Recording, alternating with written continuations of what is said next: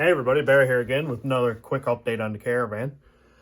I have to get some work done on this thing now, which means take parts off of it. So I'm going to go ahead and pull the harness out of this. You can see it is quite snarly. I'm going to reuse the head gaskets because they're brand new ones that I had on for like a month and they're like perfect. The head bolts, same thing. I kept all the head bolts, they're all new at the time. I got to pull the starter off, crank sensor, map sensor, all that fun stuff. I got a throttle body right here to throw on it and intake. I'm going to throw on one of these old oil pans. I just want to get it running. So that way, as soon as I get it running, and I know it's not going to blow up right away, which I'm sure it's not anyway, but whatever. And then I can go ahead and bring this thing up to the shop, which now has 2 feet of snow on the roof.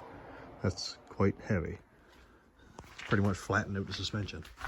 So the next step is really to get this thing cleaned off, brought up to the shop, get the engine out of it. So while I'm out here, I might as well clean off the van, open up the hood, see what kind of room we got, and get an idea where the engine's going to sit.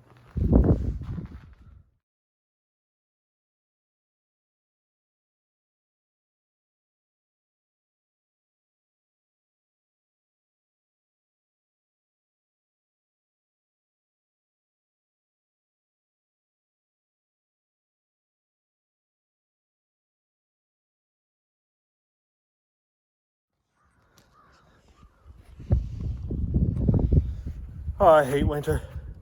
This does not fit. Here's the engine bay. It's really nice and clean.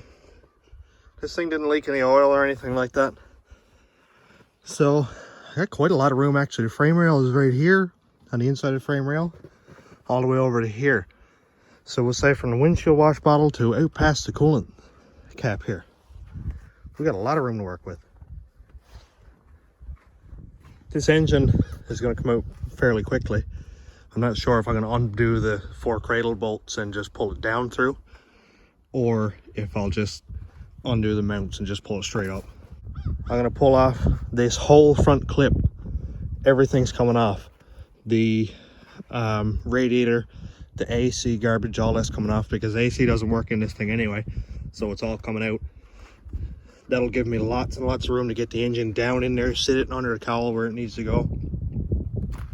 And we can see that between the grill right here and where the fan actually sits now, when the AC condenser is out of it, I can move that rad ahead quite a bit to get whatever room I need for the accessory drive and stuff on this.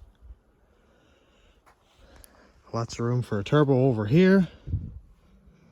Not really sure where the exhaust is going to go, whether it's going out the fender or going out the back. Lots of room for the battery. This thing's actually got a pile of room in it, so we should be perfectly fine. This is getting a lot less scary every time I look at it. So the next step is to get this engine completely built. The second that I get it to fire, I'm pulling the van up in the shop and start dissecting, and that's when the fun starts. I've also got to get the transmission out of this and the clutch assembly, and I'm going to pull the whole engine, transmission.